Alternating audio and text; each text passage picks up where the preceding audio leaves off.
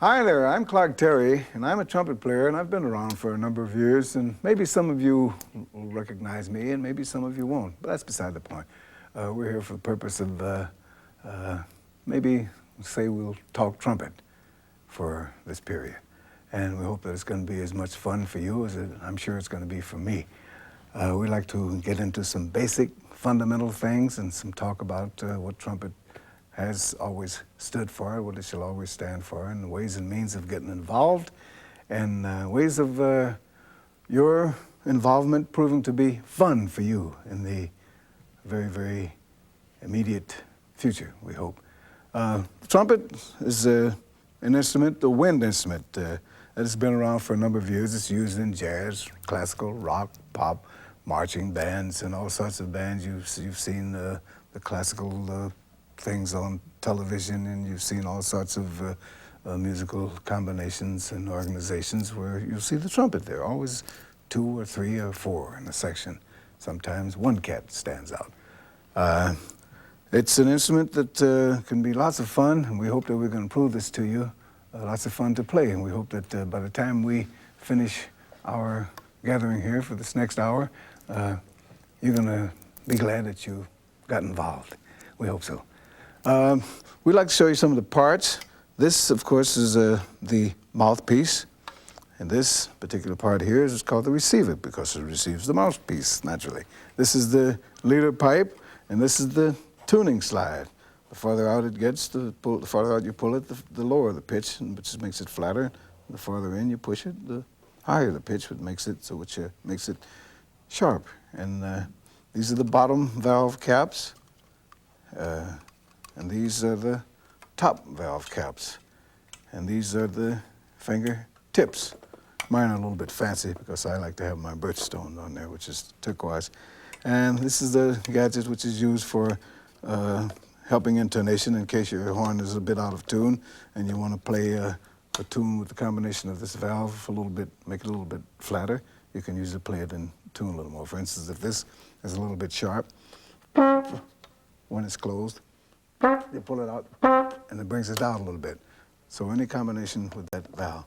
And this is the finger hook. This is the finger hook. I have one on the left side because I occasionally play 2 horns with a little act, which I do, play some on this side, some on the other side. But you now have all the basic parts. Oh, no, you don't. This is the water keys. These 2 gizmos down here are the water keys. This is to let out the oil or the saliva, which sometimes is entrapped in these curvatures here. Makes it very, very difficult to produce a nice, clear, beautiful sound, which I'm sure that all of you are going to eventually produce, because when water and oil gets trapped in there, you get a gurgling, bubbling type sound, and you don't want that. This, of course, is the bell.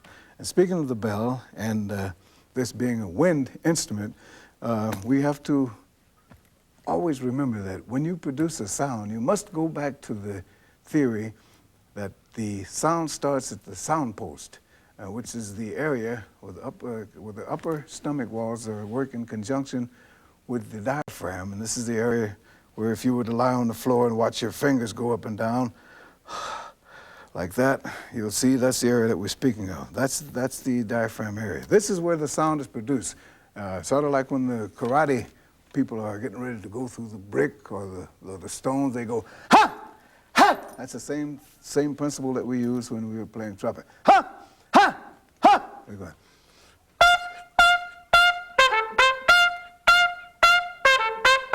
Ha, ha! From here, ha! And make sure that it comes from there, because if you direct the air column in any other way, if it should go down, it'll go, it won't help you in it. You got to make sure that you're thinking upward and outward. When the sound leaves that sound post, bounces right off the bell of that horn.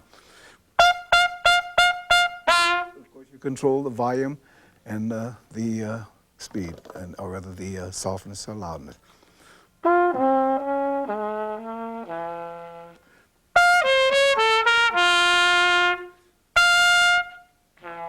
So you can play as loudly or as softly as you can, as you want to. This is why they call it a wind instrument, because it's controlled by the wind that you produce into it. Now we must let you know something about the friends of the trumpet, mutes These are called mutes. This one is called a Harmon mute with the stem, very rarely used in orchestration today. Used to be referred to in some areas as the Mickey Mouse mute because you get that type of Mickey Mouse type approach. And it's only used, well, I wouldn't say only used, it's used quite a lot for comedy type of sound.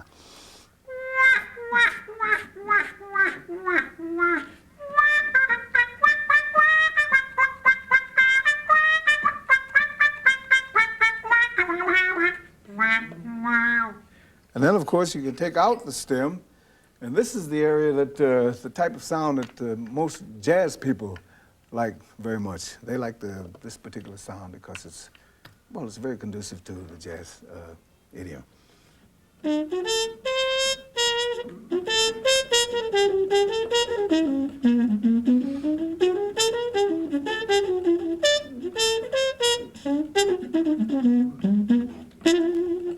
So that's the Harmon.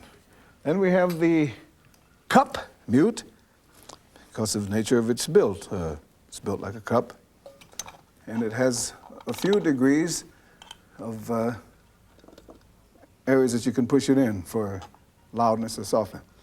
You can put it there, or push it in a little more, or even a little more, or even a little more.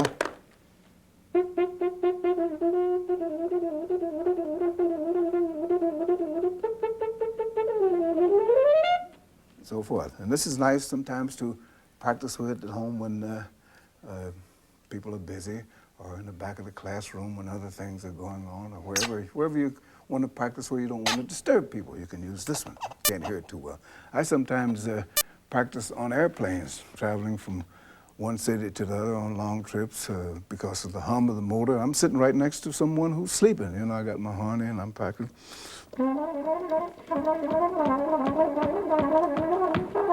And he never knows I'm there just until I start dancing a little bit, you know. And this is called a straight mute. Sometimes an excellent sound for a section.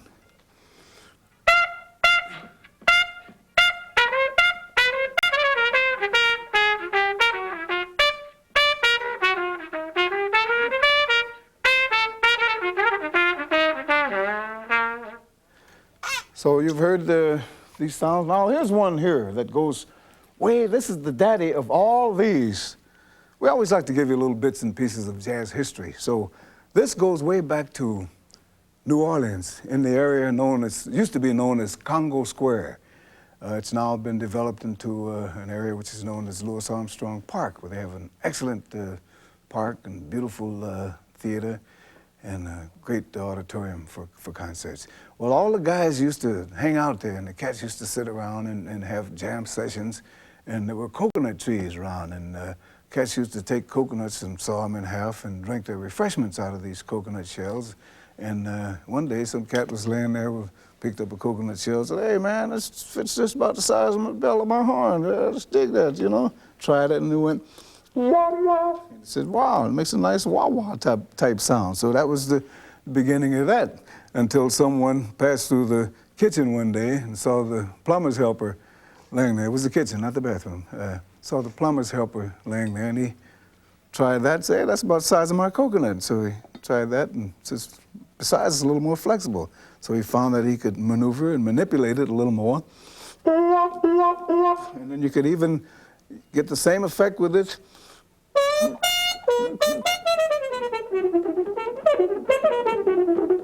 You get the same effect with that as you can with this. Listen to the similarity. Clearly hear the similarity? So forth. So this is only cost a couple of bucks, and this costs a lot of bucks. So as a matter of fact, this doesn't even cost a buck, I don't think. But anyhow, we like to have you know something about the colorations of sounds and the implements which we use to bring them about. And another thing that we'd like very much for you to be aware of, in order to have fun with your instruments and for your instruments to enjoy longevity along with you yourselves on the instruments, you must know how to take care of them. That's very, very important. Now, these are some of the things which we have found are great friends of the trumpet. This is called a snake, simply because it crawls up like a snake. And we'd like very much to have all people who are going to own a trumpet to have a snake. The way that you use the snake is to just push this little gizmo through there, all the way through, until it goes all the way down, past this, and it cleans out. I'm just going to show you. I think my horn is a little bit, well, it's not so dirty. How about that? But the snake cleans that out, and then you can even put it through all of the parts on the horn. Put it through there and run that through, and put it through here, run that through. And the snake does an excellent job. So you make sure that you are an owner of a snake, because it's very, very important. And not only should you have a snake to clean out the parts of the horn, you should have, there's a smaller graduated gadget with the hairs on the end that go from point to a graduated end with a little handle on it, which fits up into the back of your mouthpiece, and it brushes right in. It's a little brush, that angled brush, and you push it in there and just turn it around.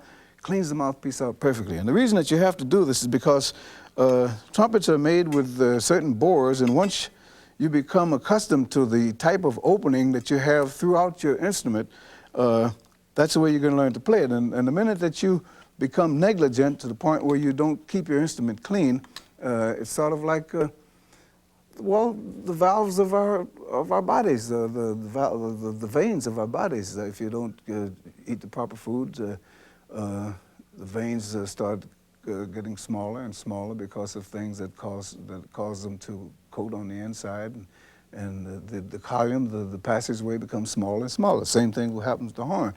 And instead of blowing through a tube that's that big, you're going to find yourself blowing through a tube that's that big, and it becomes very, very difficult. And as a result, it makes you have to work harder, and sometimes it's almost impossible for you to play in tune. So we'd like very much for you to know something about the care of your instrument and the parts, and the fact that it is a wind instrument, and you must know how to produce the sound from your sound post, and that it is a trumpet, and the history of it as far back as it goes. And we want you to get involved and get ready to have some fun with us, because we got a few things that we want to lay on you that we hope are going to be fun, and stick around, okay? Now, fellow trumpeters, in order to understand and more thoroughly enjoy your trumpet playing careers, it's time that we should introduce you to a bit of theory. So the first thing you should know about is the staff, because that's what all your music is going to be written on. A staff is 5 lines and 4 spaces upon which music is written. The spaces are generally referred to as are known by the letters F-A-C-E, so we call that face, F-A-C-E, face. The lines E, G, B, D, F. Every good boy does fine, and F-A-C-E. And you can repeat that with me. The spaces, F-A-C-E, and the lines, every good boy does fine, okay? So, also we have bar lines, which make up the measures between, for the music, where the music is written on the staff. Between those bar lines is the measure. So we have the bar lines, we have the clef signs, we know what the spaces are called, we know what the lines are called. So remember that, because you're going to see a lot of that in your trumpet playing careers, okay? Next we're going to go to note values, which are very, very important. We're going to have some little demonstrations here right quick to show you about note values. I find that's very, very interesting, because we all like apples, and we know that a whole note is like a whole apple. And if you cut this apple in half, you get 2 pieces of apple. So you got, now it's whole, you got a whole note. Now it's a part, you got 2 notes, so you got 2 half notes. Now we're going to even go further than that. We're going to bust this apple down into 4 pieces. 1, 2, 3, 4. You see those 4 pieces there? And we got quarter notes right there. That's what a quarter note looks like. We're going to go even a step farther than that. We're going to bust these pieces down from the quarter note, and we're going to make eighth notes out of them. 1, 2, 3, 4, 5, 6, 7, 8. Eighth notes, and that's what an eighth note looks like. So always remember, whole note, just a circle with no stem. Half note, a circle with a stem. Quarter note, a filled-in circle with a stem. Eighth note, a filled-in circle with a stem and a tag on it. What is this? And this? And this? And, okay, you got it. Now, next we're going to go to something that's just as important as the notes, and that is rests. We're going into rests now. Rests are very, very important because as one gentleman explained one time about reading music, he said, is reading music very difficult? He said, it's not the notes, it's the rests that are difficult. So this is what, once again, a whole rest would be like the whole apple we explained to you, which gets 4 beats. The half rest gets 2 beats. This is like a hat turned upside down, the whole rest. And the half rest is the hat sitting on the head. The quarter rest looks like a streak of lightning. And the eighth rest, which gets a half a beat, looks like a 7. So a whole rest, 4 beats. Half rest, 2 beats. Quarter rest, 1 beat. Eighth rest, half beat. And now we're going to go into tonguing and slurring and eighth notes and so forth.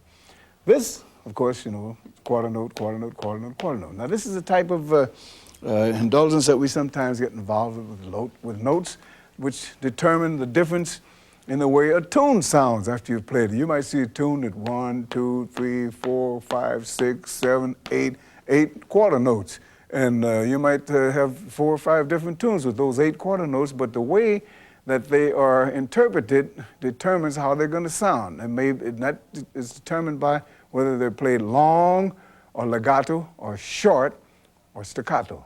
The long means legato, short means staccato. In other words, long is la, la, la, la, and staccato is dot, dot, dot, dot. Now, sometimes you're going to run into, and the slurs are the same way, da, da, which means that you actually don't tongue each note as you go. Da, da. You go from one note and sort of sing up to the next note. Da. Suppose you have a scale, which you're going to get to just a little bit later on. We're going to jump ahead of ourselves just for a moment, just to say a scale would go do, re, mi, fa, sol, la, ti, do. Take away the syllables, we'd just say la, la, la, la, la, la, la, la. If we played this with slurs, we'd say oh. If we played it with the staccato, it would be dum, dum, dum, dum, dum, dum, dum, dum. We played it legato, la, la, la, la, la, la, la, la, and it's tied again. So that's the difference between the slur and the legato and the staccato, okay? And now a student of mine, Marc, will assist me in demonstrating time signatures to you. This is the 4/4, which means 4 beats to measure, and each quarter note gets 1 beat. This is common time, which is literally the same. This is 2/4, 2 beats to measure, and each quarter note gets 1 beat. This is 3/4, 3 beats to measure, and each quarter note gets 1 beat. Marc will demonstrate the 4/4. I'll tap the time and rest in between. He'll play for just a few measures. 1, 2, 3, 4, rest. 2, 3, 4. 1, 2, 3, 4, rest. 2, 3, 4. Marc will do that for me. Okay? 1, 2, 3, 4. Rest. 2, 3, 4. Rest, rest, rest, rest. So now, Marc's going to demonstrate for you just how to play a C scale, because this is what you will eventually be working up to, a C scale. So Marc, show them just how a C scale would go. And you can watch as we go along. You can note the fingering on the chart.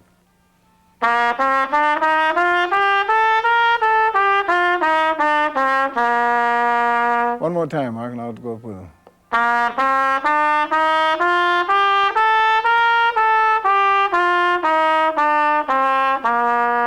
Very good, beautiful.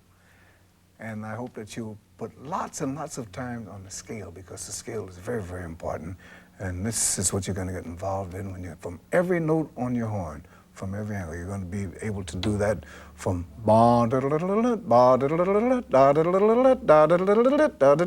from any note that you hit, because in due time you're going to be able to play any musical passage from any given note, and the scale is the daddy of all those things that you're going to get involved in, and this is the basis of it all. So work on those scales. You can't go wrong.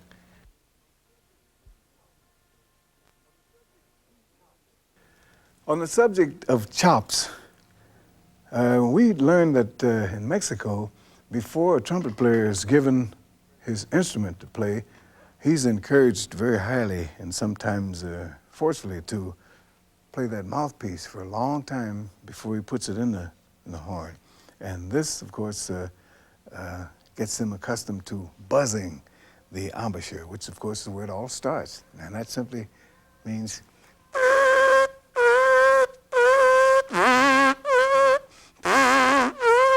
actually what you're doing is sort of puckering the lips around the area of which we call the embouchure, closely to the teeth, leaving a small hole for the air column to be controlled from the diaphragm up through the air column, straight through this little hole and right into the mouthpiece, where it where the buzz produces the sound after it reaches, goes into the instrument. And this is the basis of the whole sound of the trumpet. The buzz.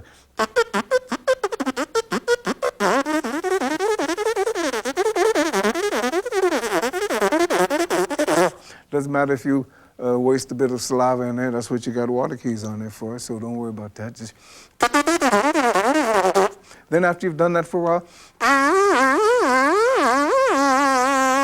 remember, don't let too much of this part of the lip become exposed, because you can't control it. This is the weakest part of your body, so tuck it and get it under the area where you can put some pressure on it. If I let this go out like this, I couldn't possibly make an octave higher.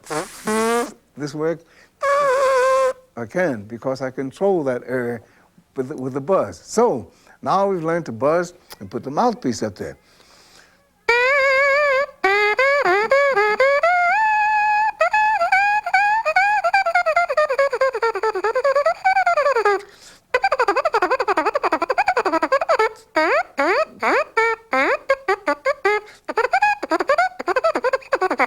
Then take it down and buzz it all without it.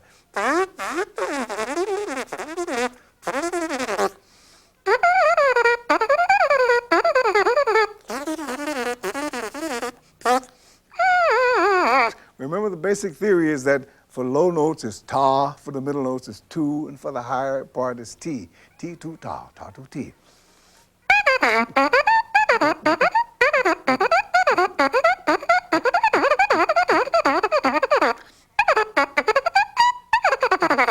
And then you put it in, and remember your scales and so forth that you've worked on, and then you begin to produce first a nice warm, think of a long, fat, wide, full column of air that you're going to produce from here all the way to the back of the area where you are, the room or the classroom or the school, or if you're outdoors, make it go all the way to the back of the backyard.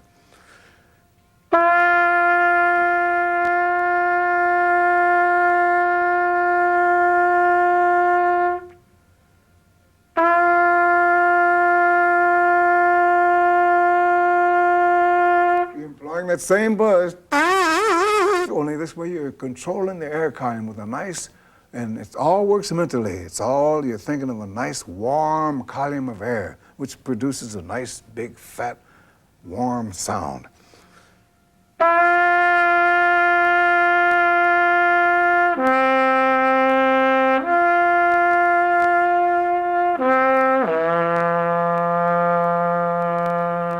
Now, remember your stance. You have to stand so that your body is planted perfectly. Both feet are flat on the ground, and your arms are raised to the point where you're allowing your lungs enough air to produce the sound and to produce the air column and the wind that you need to play this wind instrument. So Don't cramp yourself out and cramp your style and cramp your air column and hamper your ability to play and blow with full force and a full air column by trying to be hip at the way that you've probably seen some players play, standing over like this. And you can't play like that. That's wrong. You've seen guys do it like that, and the only thing you do when you see guys do it like this and playing like the only thing you do is say, look at that cat play, or did you see him play? You don't say, listen to him play, or did you hear him play? You say, look at that cat, man. But you don't want to get involved with that. You want people to hear, and you want to enjoy what you're playing. So you're playing for sound, not for to be looked at. So remember to stand properly. Now, if you're sitting, you're going to be playing in a section. Make sure that you're sitting so that your body is distributed properly. You sit back in your seat, feet planted. Arms raised properly, allowing plenty of space in the diaphragm.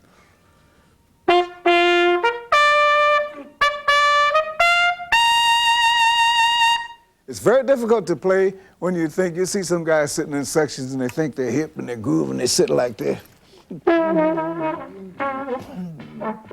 You can't play like that. You can't even talk that way. You might say, hey man, what's the next tune that we're playing? And it's difficult to speak in that fashion. Well, if you sit up, what's the next tune that we're playing? And it's very easy to let the air column open up and you can play it and you play in the same fashion. I'll show you the difference in that. It's impossible. You can't do it. You need that. Remember, trumpet players have to be in almost as good physical condition as boxers and quarterbacks and athletes. So stay in there, stick in there, and give it a good shot because you're going to enjoy it way down the line.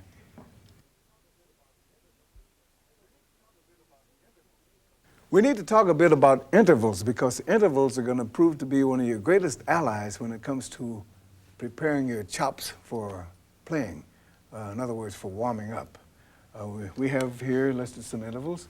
That's the major second, that's the major third, the perfect fourth, perfect fifth, and the octave and reverse. Octave, perfect fifth, perfect fourth, major third, major second. And they would sound.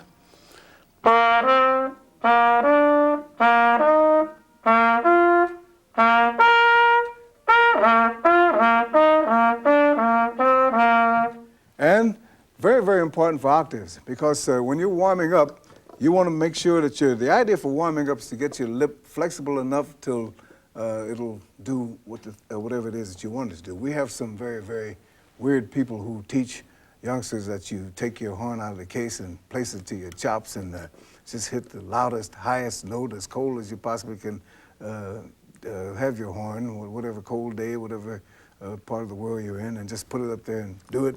And his theory is that if you beat your chops into submission, they'll do anything you want them to do. But we don't like to use that sadistic approach.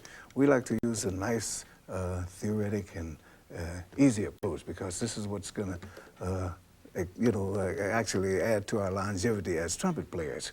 And intervals are our greatest allies. Now, we find that the intervals which you've studied here are going to be very great for working out. If you work with only one of them.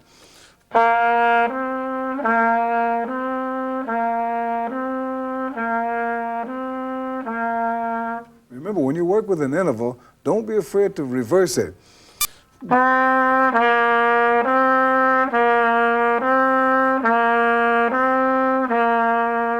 And let's take, for instance, a little warm-up exercise, which we call just a little ditty. For instance, you have a chance to count and utilize your indulgence in whole rest, whole notes, half notes, and you play a little thing like that. Rest, 2, 3, 4. Rest, 2, 3. Rest, 2, 3, 4. Rest, 2, 3. And you could go right on up the scale. Now, you don't necessarily have to adhere to this particular thing that we are diagnosing for you. It's good medicine, of course, but you can use your own imagination, and so that you don't get bored with practicing, because practicing can sometimes get a little bored if you have to do the same thing all the time. You can be innovative and creative in your practice, you know. You'd be surprised at how many things you can get out of just the C scale. You can get an awful lot of enjoyment out of a C scale. So if I were you, I'd just dig in there and practice as much as I possibly could. Now that we have more or less mastered the technique of warming up with the use of intervals and harmonics, we'll move on into scales. And Marc's going to join me and help me to demonstrate to you the use of scales. So we'd like to take the C scale. And first of all, we'll play it. Marc will play it with me, and I'll mark it, one it down with you to point to each scale, each note as we go up the scale. Do that one time, and then the second time, I'm just going to call the notes, and as we play it, and then the third time, I want you to do it as we play the notes. Okay? 1, 2, 1, 2, 3, 4. Okay. Now this time, without my pointing, I'm just going to call the notes. 1, 2, 3, 4. C, D, E, F, G, A, B, C. Now this time, you do it.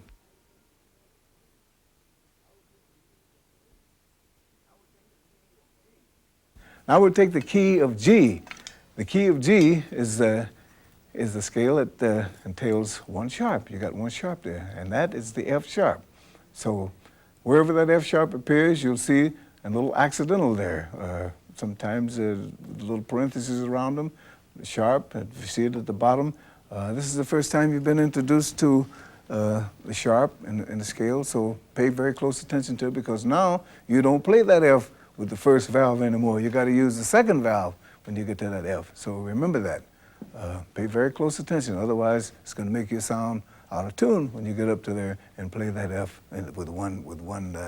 with the first finger. You got to use the second finger this time. So watch the scale, watch the fingering this time. Okay? 1, 2, 1, 2, 3, 4. Okay, one more time. G, A, B, C, D, E, F sharp, E. All right, beautiful. Now this time, we want you to do it.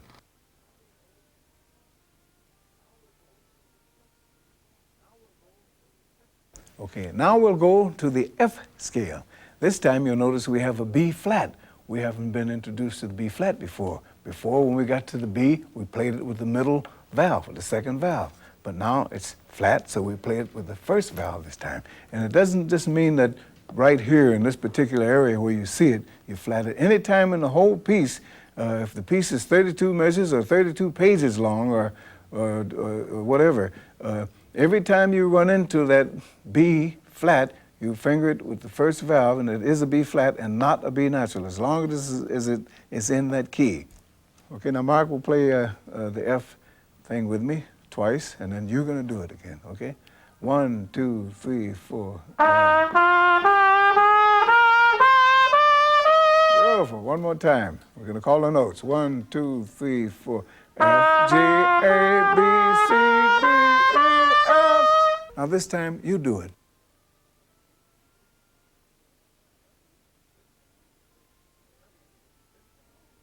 We have another key. This time, we're going to be introduced to two strangers. We got a C sharp and an F sharp, two of them. We haven't encountered that before.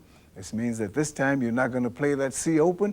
You're going to play that C with the first and second, and you're going to play that F sharp like you did up here with the middle valve. So you really got to watch your cues down here.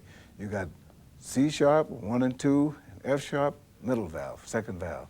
So be very, very careful when you play the key of D. We're going into the key of D now, okay? So watch, look, and listen very, very attentively while Marc plays the D scale for you. 1, 2, 1, 2, 3, 4. All right, we'll call off the notes one more time. 1, 2, 3, 4. D, E, F sharp, G, A, B, C sharp, D. Beautiful. Now it's your turn, okay?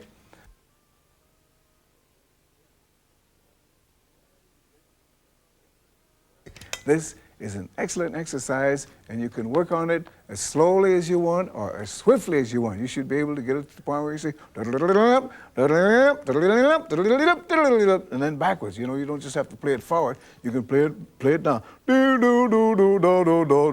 Or you can mix it.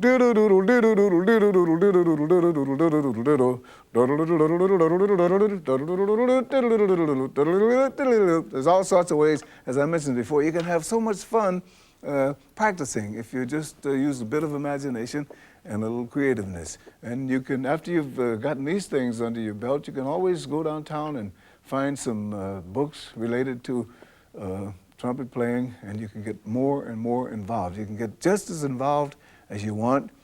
This is not to replace the teacher. This is to make things more interesting and for the teacher when he gets a hold to you. So when you get to a teacher, he's really going to have an interesting student to work with because you've already had some entree as to what a trumpet is about and what trumpet playing is all about. So it should be fun. So have fun with it. Go to it.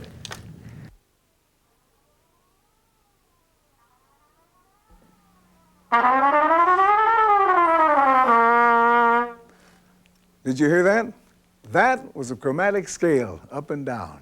Mark was just playing a chromatic scale. Do that again one time, Mark, would you?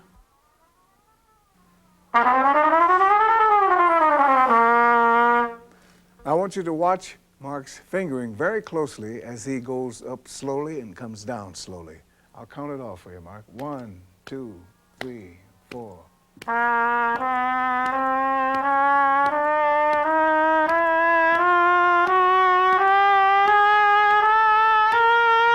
Good. Down now.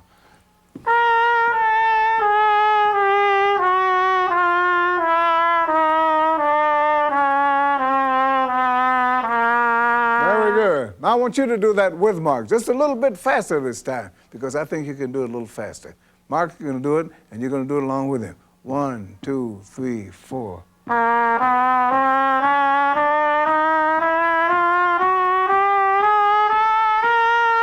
Coming down the same way.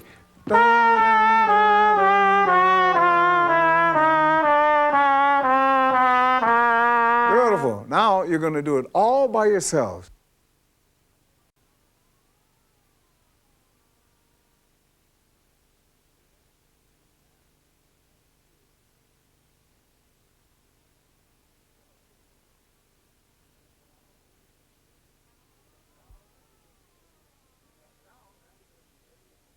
And now that you've gotten the chromatics under your fingers, we're going to go to ledger lines. Ledger lines mean simply the extenuation of the staff above and below.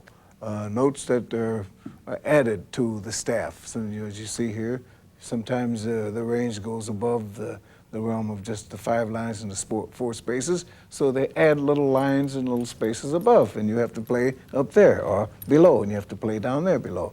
And there's fingering down there, which I'm sure you'll get under your belts. So now that you've got the ledger lines under your fingers, there's one very, very important bit of theory that you must get under your fingers, and that is dynamics. So often we go through our careers not being aware of dynamics, and we don't want you to be, we don't want any of our trumpet players to be cats who are not hip to dynamics. So we'll take a good look at this.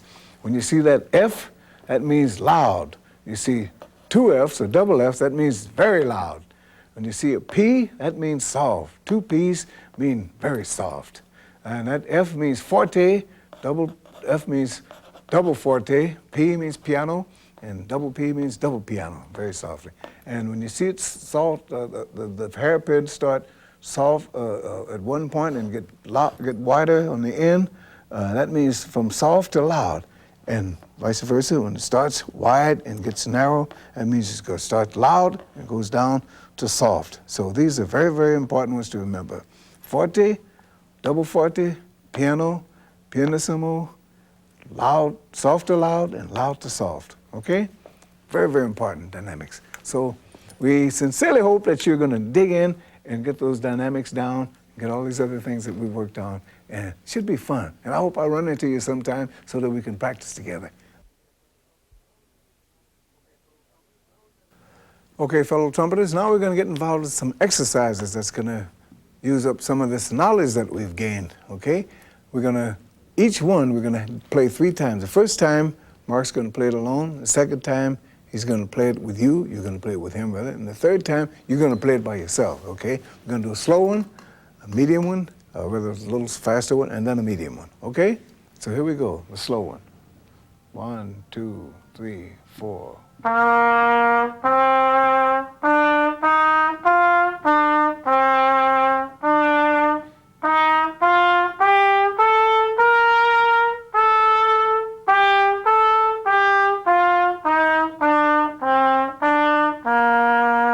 Good. Now you're going to play it with Marc this time. 1, 2, 3, 4.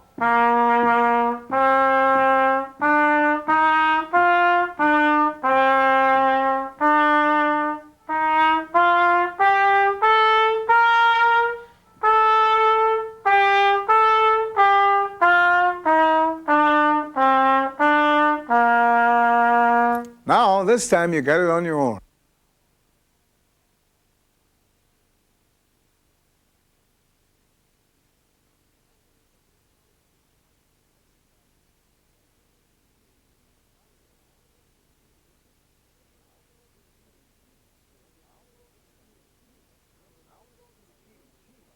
Now we go to the key of G. Remember, you got to remember the sharp that you got in this one, okay? I won't tell you. You're supposed to know it now, okay?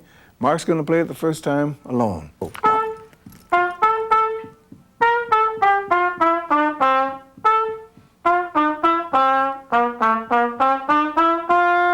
Chops together. Here we go. 1, 2, 1, 2, 3, 4.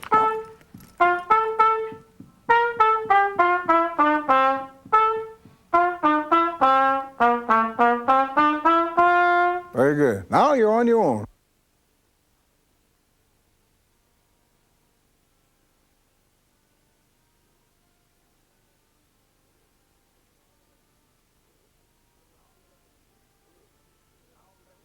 Beautiful. Now we got the medium one. This is the key of F. Remember that one note that you got to play with the first finger? I'm not telling you what it is because you know what it is, okay? A 1, 2, a 1, 2, 3, 4.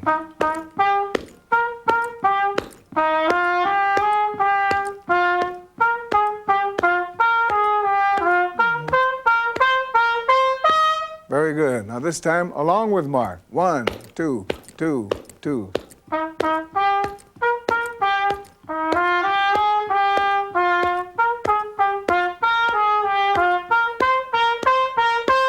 Very good. Now you got it on your own.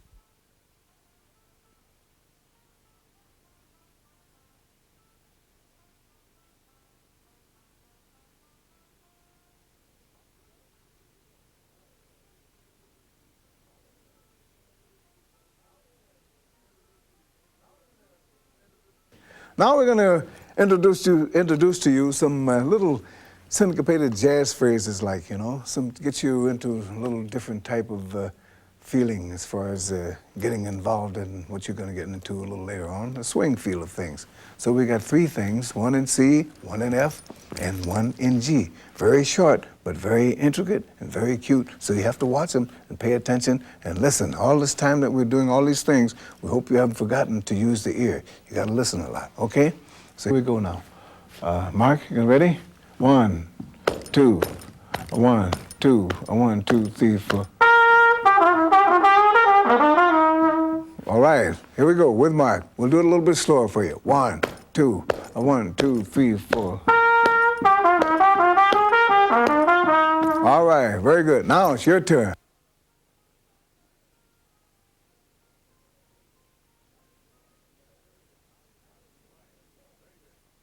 All right, very good.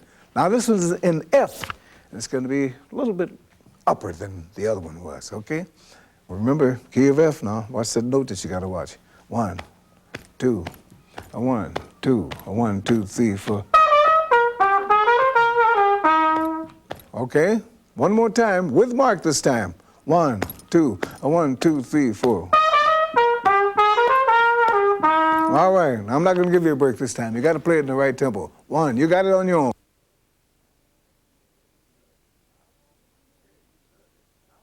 Okay, good. Now we go to the key of G, and this is kind of medium. You should be able to do this one, but watch the key signature, okay? Here we go. 1, 2, 1, 2, 3, 4.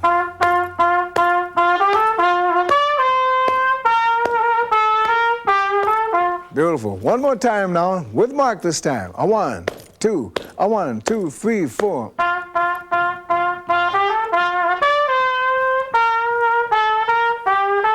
Fantastic. Now you're on your own.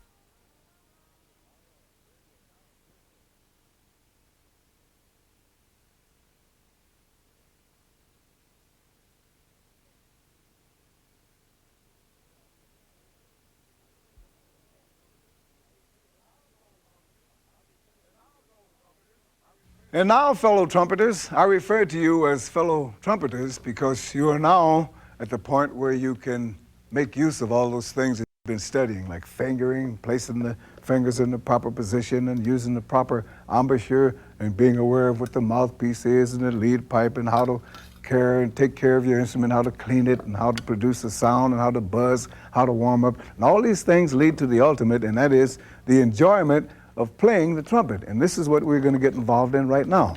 So we're going to do a couple of things. Major Holly here is one of the greatest bass players in the whole world, and I always enjoy playing with him, so you're going to have the fun of playing with Major Holly. I'm going to play the tune first, and then we're going to stop. We're going to give you a chance to get your chops together. We refer to our embouchure area as the chops, you know, so whenever you want to feel like you're hip enough to talk to the cats in the neighborhood, you say, hey man, my chops are cool. I've been practicing every day and my chops are straight. So we'll give you a chance to get your embouchure together and get your chops up and get your mouthpieces all together, you know, and get your fingers ready and you get your posture in proper position, and we're going to kick it off, and then you're going to come in on one. We're going to say 1, 2, 3, 4, whatever the tempo is, and then when it's time for you to come in, you come in and play along with Major. Okay. 1, 2, 1, 2.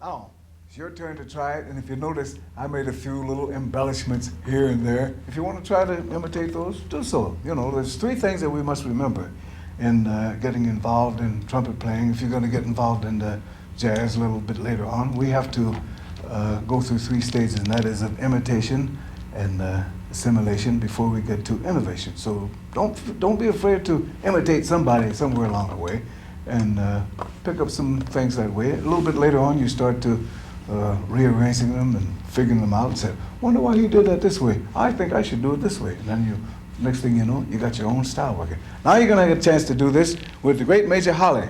We're gonna kick it off, got your chops together, get the embouchure together, horns up, nice posture, diaphragms open, ready to make a nice, round, fat tone. 1, 2, 1, 2, 3.